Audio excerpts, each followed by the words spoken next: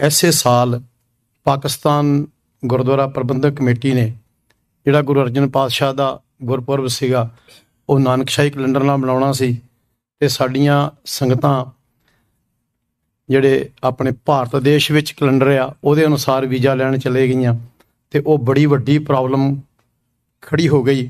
ਸਰਦਾਰ ਬਿਸ਼ਨ ਸਿੰਘ ਜੀ ਜਿਹੜੇ ਸਾਬਕਾ ਪ੍ਰਧਾਨ ਨੇ ਕਮੇਟੀ ਦੇ ਪਾਕਿਸਤਾਨ ਦੇ, ਉਹਨਾਂ ਨੇ ਫਿਰ ਅਪੀਲ ਕੀਤੀ ਕਿਉਂਕਿ ਅਕਾਲ ਤਖ਼ਤ ਸਾਹਿਬ ਦੇ ਜਥੇਦਾਰ ਜਦੋਂ ਕਰਤਾਰਪੁਰ ਸਾਹਿਬ ਦੇ ਲਾਂਘੇ ਸੰਬੰਧ 'ਚ ਗਏ ਸਨ ਉਦੋਂ ਉਹਨਾਂ ਨਾਲ ਕਮਿਟਮੈਂਟ ਕਰਕੇ ਆਏ ਸੀ ਕਿ ਮੈਂ ਇਸ ਮਸਲੇ ਨੂੰ ਹੱਲ ਕਰਾਂਗਾ, ਪਰ ਅਫਸੋਸ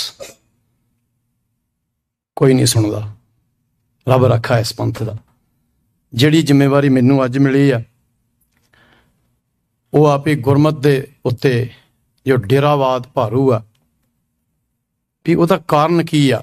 ਕਿੰਨਾ ਨੇ ਇਸ ਗੁਰਮਤ ਨੂੰ, ਜਦੋਂ ਅਸੀਂ ਦੇਖਦੇ ਹਾਂ ਵੀ ਗੁਰੂ ਨਾਨਕ ਨੇ ਨਿਰਮਲ ਪੰਥ ਚਲਾਇਆ ਔਰ ਇਸ ਨਿਰਮਲ ਪੰਥ ਚਲਾਉਣ ਲਈ ਉਹਨਾਂ ਨੂੰ ਬਹੁਤ ਸਖਤ ਮਿਹਨਤ ਕਰਨੀ ਪਈ, ਸ਼ਹਾਦਤਾਂ ਹੋਈਆਂ, ਫਿਰ ਜਾ ਕੇ ਇਹ ਸਿਧਾਂਤ ਲਾਗੂ ਹੋਏ ਔਰ ਉਸ ਸਿਧਾਂਤ ਨੂੰ ਕਲੀਅਰ ਕਰਨ ਵਾਸਤੇ ਉਹ ਵੱਖ-ਵੱਖ ਧਰਮਾਂ ਦੇ ਹਰ ਫਿਰਕੇ ਕੋਲ ਗਏ, ਜੋਗੀਆਂ ਕੋਲ, ਸਿੱਧਾਂ ਕੋਲ, ਮੌਲਵੀਆਂ ਕੋਲ, ਮੱਕੇ ਤੱਕ, ਜਗਨਨਾਥਪੁਰੀ। ਇੱਕ ਵੀ ਇਹੋ ਜਿਹਾ ਧਾਰਮਿਕ ਸਥਾਨ ਨਹੀਂ ਸੀ ਜਿੱਥੇ ਗੁਰੂ ਨਾਨਕ ਸਾਹਿਬ ਨੇ ਆਪ ਪਹੁੰਚ ਕੇ ਜੋ ਧਰਮ ਕਰਾਏ ਕਰਮ ਤੁਰੋਂ ਫਰਮਾਇਆ। ਕਿਉਂਕਿ ਪੰਥ ਵਿੱਚ ਜਦੋਂ ਗੱਲ ਹੁੰਦੀ ਆ ਅਸੀਂ ਜੀ ਪੁਰਾਤਨ ਰਹਿਤ ਮਰਿਆਦਾ ਨੂੰ ਮੰਨਦੇ ਹਾਂ ਅਤੇ ਗੁਰੂ ਨਾਨਕ ਸਾਹਿਬ ਕਹਿੰਦੇ ਵੀ ਮੈਂ ਤਾਂ, ਤੁਸੀਂ ਪੁਰਾਤਨਤਾ ਛੱਡੋ, ਮੈਂ ਤਾਂ ਤੁਹਾਨੂੰ ਐਨ ਧੁਰਨਾ ਜੋੜ ਦਿੰਦਾ ਆ। ਵਿੱਚੋਂ ਪੁਰਾਤਨਤਾ ਤਾਂ ਕੱਢ ਹੀ ਦਿੱਤੀ ਸਾਰੀ। ਪੁਰਾਤਨਤਾ ਤੋਂ ਭਾਵ ਜਿਹੜੇ ਸਥਾਪਿਤ ਧਰਮ ਸੀਗੇ, ਚਾਹੇ ਉਹ ਮੁਸਲਿਮ ਸੀ ਜਾਂ ਉਸ ਵੇਲੇ ਪ੍ਰਮੁੱਖ ਧਰਮ ਦੋ ਹੀ ਸੀਗੇ ਹਿੰਦੁਸਤਾਨ ਦੀ ਧਰਤੀ 'ਤੇ, ਹਿੰਦੂ ਮੱਤ ਸੀ ਅਤੇ ਇਸਲਾਮ ਮੱਤ ਸੀ, ਅਤੇ ਉਹਨਾਂ ਦੀਆਂ ਤਮਾਮ ਮਰਿਆਦਾਵਾਂ, ਉਹਨਾਂ ਦੀਆਂ ਜੋ ਰਵਾਇਤਾਂ ਸਨ, ਉਹਨਾਂ ਨੂੰ ਬਾਦਲੀਲ ਬਿਲਕੁਲ ਹੱਥ 'ਤੇ ਸਰੋਂ ਜਮਾ ਕੇ ਗੁਰੂ ਨਾਨਕ ਸਾਹਿਬ ਨੇ ਉਹਨਾਂ ਨੂੰ ਵੀ ਉਹਨਾਂ 'ਤੇ ਪਰਉਪਕਾਰ ਕੀਤਾ। ਉਹਨਾਂ ਨੂੰ ਸਮਝਾਇਆ ਵੀ ਜੇ ਜਾਣਸ ਬ੍ਰਹਮੰ ਕਰਮੰ ਸਭ ਫੋਕਟ ਨਿਸ਼ਚੋ ਕਰਮੰ, ਵੀ ਇਹ ਫੋਕਟ ਨਿਸ਼ਚੋ ਕਰਮ ਜਿਹੜੇ ਆ ਨਾ ਇਹ ਛੱਡ ਦਿਓ। ਮੁਸਲਮਾਨ ਵੀਰਾਂ ਨੂੰ ਵੀ ਸਮਝਾਇਆ ਵੀ ਜੇ ਤੁਸੀਂ ਨਮਾਜ਼ ਹੀ ਪੜ੍ਹਨੀ ਤਾਂ ਇੱਦਾਂ ਦੀ ਪੜ੍ਹ ਲਓ। ਹਿੰਦੂ ਵੀਰਾਂ ਨੂੰ ਵੀ ਕਿਹਾ ਵੀ ਦਿਆ ਕਪਾਹ ਸੰਤੋ, ਇੱਕੋ ਜਿਹਾ ਸਰਬ ਸਾਂਝਾ ਉਪਦੇਸ਼ ਦਿੱਤਾ।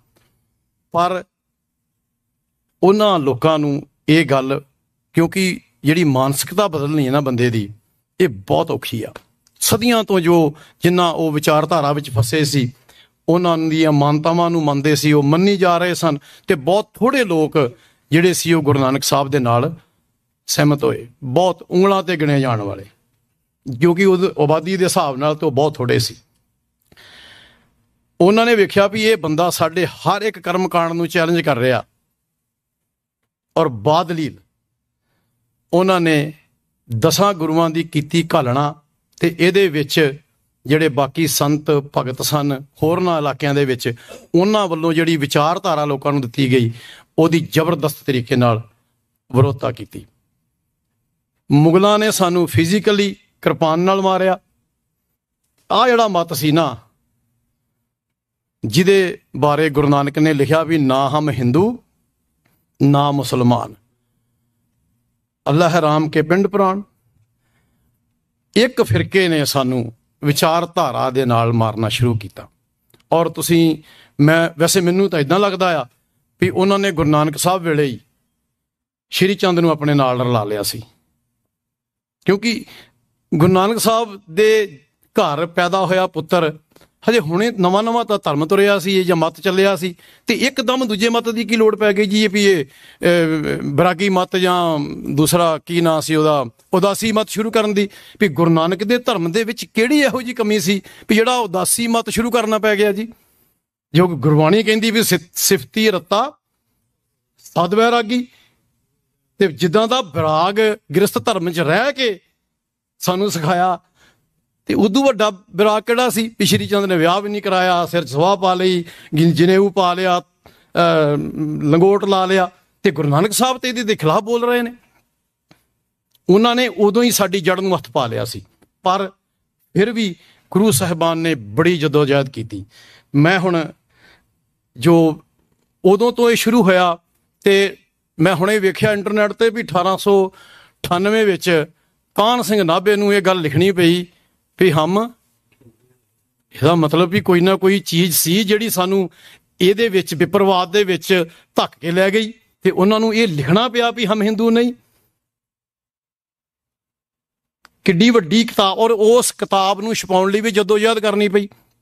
ਉਹਨਾਂ ਨੂੰ ਆਪਣਾ ਸਾਰਾ ਸਾਹਿਤ ਛਪਾਉਣ ਲਈ ਵੀ ਅਜੇ ਵੀ ਉਹਨਾਂ ਦੇ ਪਰਿਵਾਰ ਚੋਂ ਇੱਥੇ SP ਰਹਿੰਦੇ ਨੇ ਐਲਸ ਬਰੰਟੇ, ਉਹਨਾਂ ਕੋਲ ਹੱਲੇ ਵੀ ਉਹਨਾਂ ਦੇ ਖਰੜੇ ਪਏ ਆ ਜਿਹੜੇ ਛਪ ਨਹੀਂ ਸਕੇ। ਤੁਸੀਂ ਅੰਦਾਜ਼ਾ, ਜਿਹੜਾ ਬੰਦਾ ਗੁਰਮਤ ਦੀ ਗੱਲ ਕਰੂਗਾ, ਬਾਹਰਲਿਆਂ ਨੇ ਤਾਂ ਵਿਰੋਧਤਾ ਕਰਨੀ ਆ, ਪਰ ਸਾਨੂੰ ਅਫਸੋਸ ਪਤਾ ਕਦੋਂ ਹੁੰਦਾ ਹੈ? ਜਦੋਂ ਸਾਡੇ ਵਿੱਚ ਬੈਠੇ ਸਾਡਾ ਬੇੜਾ ਗਰਕ ਕਰਨ ਲੱਗੇ ਹੋਏ। ਮੈਂ ਬੇੜਾ ਗਰਕ ਅੱਖਰ ਵੈਸੇ ਮਾੜਾ ਆ, ਪਰ ਮੈਨੂੰ ਵਰਤਣਾ ਪੈਣਾ ਹੁਣ, ਔਰ ਕਰ ਦਿੱਤਾ ਹੋਇਆ ਆ। ਕੈਲੰਡਰ ਦੀ ਗੱਲ ਹੈ ਜੀ, ਅਸੀਂ ਬਿਕਰਮੀ ਕੈਲੰਡਰ ਨੂੰ ਮੰਨਣਾ ਹੈ। ਵੀ ਤੁਹਾਨੂੰ ਨਾਨਕ ਨਹੀਂ ਚੰਗਾ ਲੱਗਦਾ?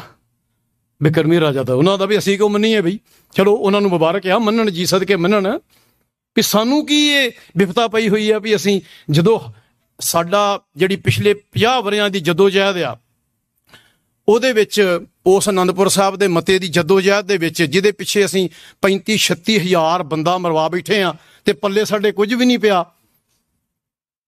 ਅੱਖਾਂ ਮੀਟ ਕੇ ਅੰਨ੍ਹੇਵਾਹ ਟੱਕਰਾਂ ਮਾਰ ਰਹੀਆਂ ਅਸੀਂ, ਤੇ ਉਹਦੇ ਵਿੱਚ ਇੱਕ ਗੱਲ ਸੀ ਵੀ ਅਸੀਂ ਹਿੰਦੂ ਮਤ ਦਾ ਹਿੱਸਾ 25 ਜਾਂ ਇਹ ਧਾਰਾ ਆ, ਉਹਦੇ 'ਚ ਵੀ ਤੁਸੀਂ ਜੇ ਆਪਣੇ ਆਪ ਨੂੰ ਵਿਲੱਖਣ ਗਿਣਦੇ ਆ, ਗੁਰੂ ਨਾਨਕ ਸਾਹਿਬ ਨੇ ਕਿਸੇ ਪੱਖ ਤੋਂ ਵੀ ਸਾਨੂੰ ਕਿਸੇ ਤੇ ਡਿਪੈਂਡੈਂਟ ਨਹੀਂ, ਕਿਸੇ ਵਿਚਾਰਧਾਰਾ ਤੇ ਡਿਪੈਂਡੈਂਟ ਨਹੀਂ ਰਹਿਣ ਦਿੱਤਾ।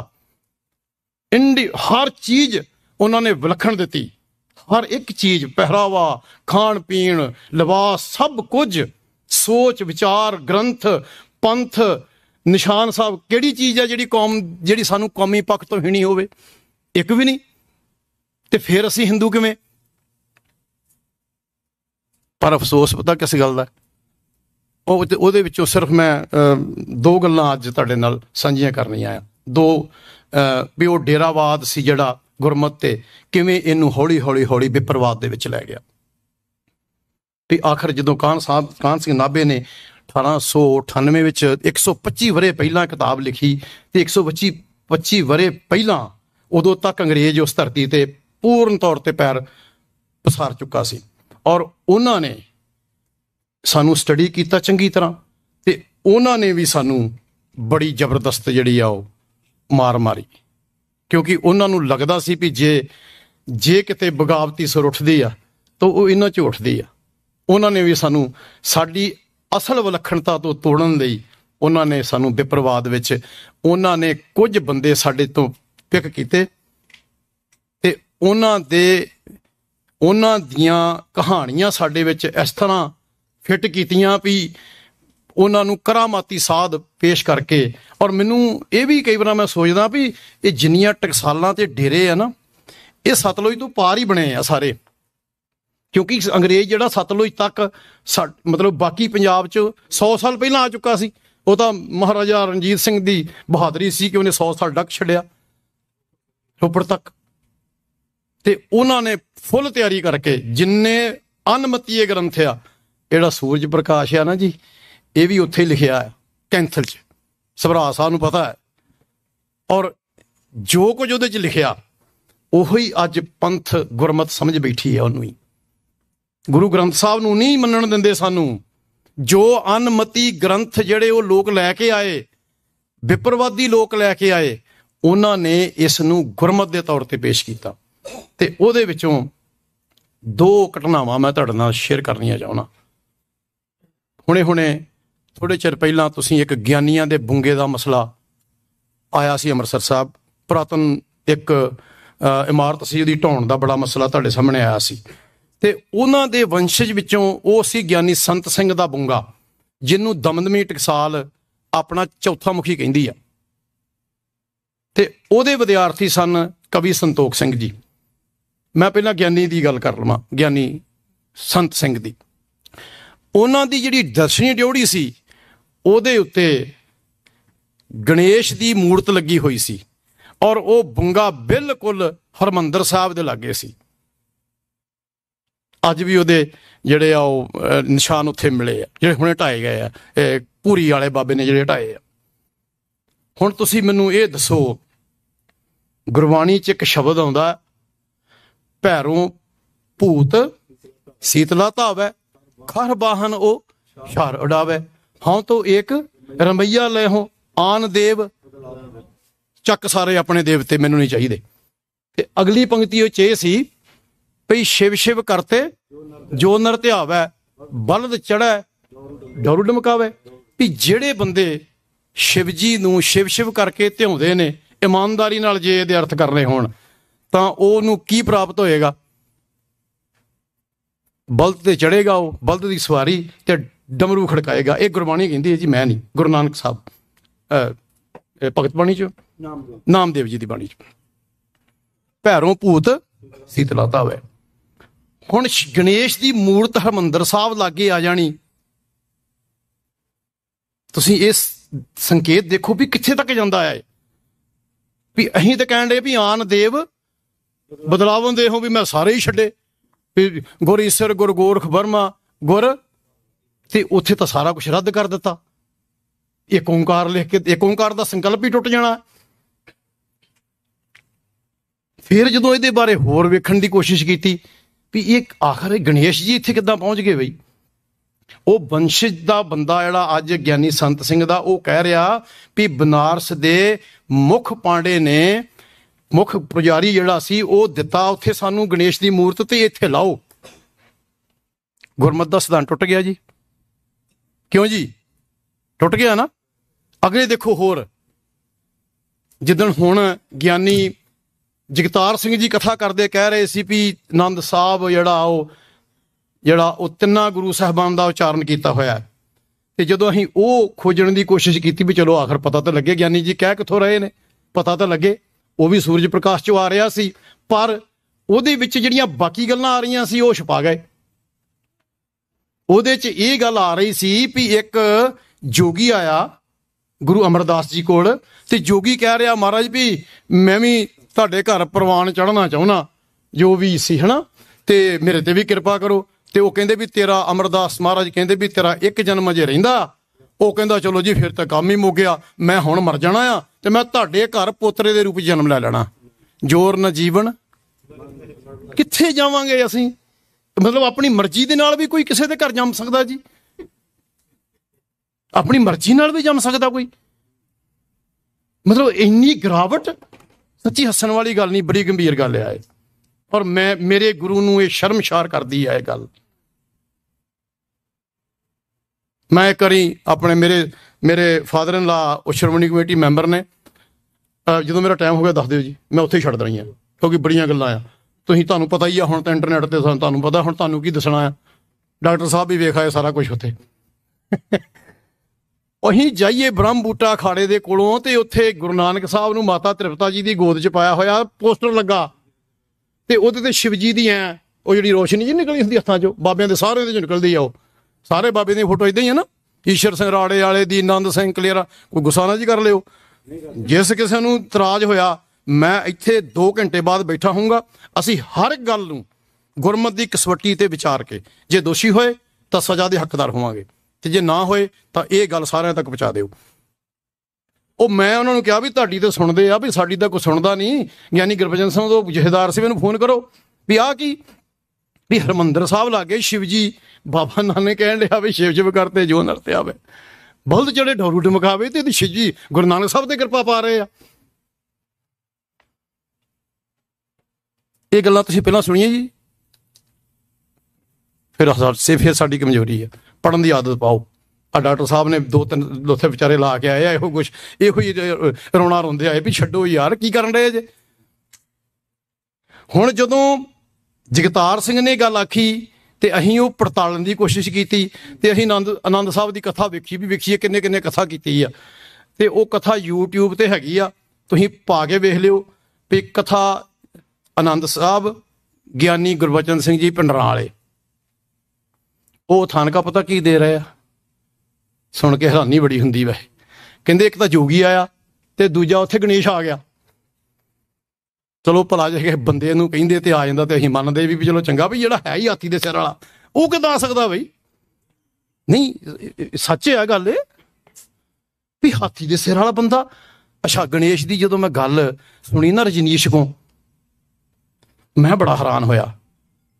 ਕਹਿੰਦਾ ਪਾਰਵਤੀ ਜਾਂ ਦੁਰਗਾ ਉਹਨੇ ਨਹਾਉਣ ਦੀ ਇੱਛਾ ਪ੍ਰਗਟ ਕੀਤੀ ਆਪਣੇ ਮਨ 'ਚ, ਮੈਂ ਨਹਾਉਣਾ ਆ।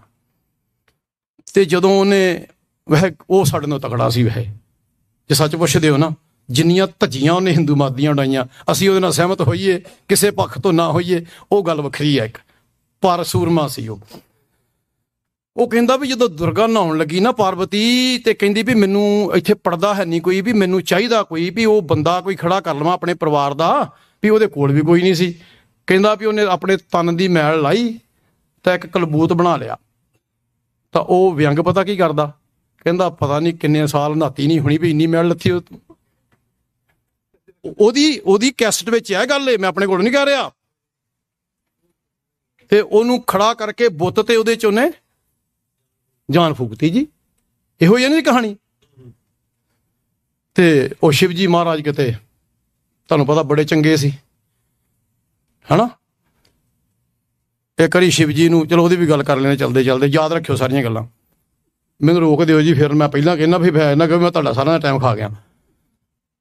ਸ਼ਿਵ ਜੀ ਦੀ ਘਰ ਵਾਲੀ ਨੂੰ ਸੱਦਿਆ ਉਹਦੇ ਸਹੁਰੇ ਨੇ, ਤੇ ਉਹਨੂੰ ਸੱਦਿਆ ਨਾ ਜੱਗ ਤੇ ਉਹਨੂੰ ਗੁੱਸਾ ਆ ਗਿਆ।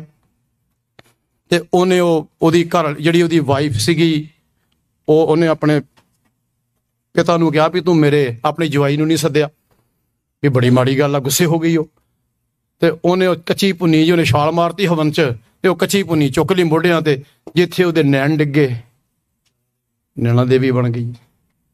ਮਤਲਬ ਏਦਾਂ ਦੇ ਰੱਬ ਵੀ ਹੁੰਦੇ ਆ, ਤੁਸੀਂ ਅੰਦਾਜ਼ਾ ਲਾ ਕੇ ਦੇਖੋ। ਚਲੋ ਜੀ, ਜਦੋਂ ਕਲਬੂਤ ਬਣ ਗਿਆ ਤੇ ਉਹਨੇ ਉਹਦੇ 'ਚ ਰੂਹ ਫੂਕਤੀ ਤੇ ਸ਼ਿਵ ਜੀ ਉਧਰ ਆ ਗਏ। ਉਹ ਆਪਣੀ ਪਤਨੀ ਨੂੰ ਮਿਲਣਾ ਚਾਹੁੰਦੇ ਸੀ। ਉਹ ਕਹਿੰਦਾ ਤੂੰ ਕੌਣ ਆ? ਉਧਰ ਮੇਰੀ ਮਾਂ ਨਹਾ ਰਹੀ ਆ, ਤੂੰ ਨਹੀਂ ਜਾ ਸਕਦਾ। ਤੇ ਉਹਨੇ 4 ਮਿੰਟ ਰਹਿ ਗਏ ਜੀ, ਹਾਂਜੀ ਮੈਂ ਕਰ ਦਿੰਦਾ ਜੀ। ਉਹਨੇ ਉਹਦੇ ਤਰਸ਼ੂਲ ਦੇ ਨਾਲ ਉਹਦਾ ਸਿਰ ਵੱਢਤਾ ਤੇ ਉੱਤੇ ਹਾਥੀ ਦਾ ਲੱਗ ਗਿਆ। ਤੇ ਗੁਰੂ ਅਮਰਦਾਸ ਜੀ ਕੋਲ ਉਹ ਗਣੇਸ਼ ਆ ਗਿਆ। ਤੇ ਗਣੇਸ਼ ਕਹਿੰਦਾ ਵੀ ਮੇਰੇ ਤੇ ਵੀ ਮੈਨੂੰ ਹਿੰਦੂ ਤਾਂ ਸਾਰੇ ਮੰਨਦੇ ਆ, ਸਾਡੇ ਸਿੱਖ ਨਹੀਂ ਮੰਨਦੇ। ਸਾਡੇ ਅੱਖਰ ਵਰਤਿਆ ਉੱਥੇ, ਸਾਡੇ ਸਿੱਖ ਮੈਨੂੰ ਨਹੀਂ ਮੰਨਦੇ। ਕਹਿੰਦੇ ਫਿਕਰ ਨਾ ਕਰ, ਆਨੰਦ ਸਾਹਿਬ ਜਿਹੜਾ ਨਾ ਇਹ ਮੈਂ ਤੇਰੇ ਕਰਕੇ ਉਚਾਰਨ ਲੱਗਾ ਆ, ਤੇ ਜਿੱਥੇ ਵੀ ਕੋਈ ਖੁਸ਼ੀ ਦਾ ਕੰਮ ਹੋਊਗਾ ਉੱਥੇ ਸ਼੍ਰੀ ਗਣੇਸ਼ ਜ਼ਰੂਰ ਕਰਿਆ ਕਰਨਗੇ ਸਿੱਖ। ਹੁਣ ਤੁਸੀਂ ਇਹਦਾ ਮੋਰਲ ਆਪੇ ਕੱਢ ਲਿਓ।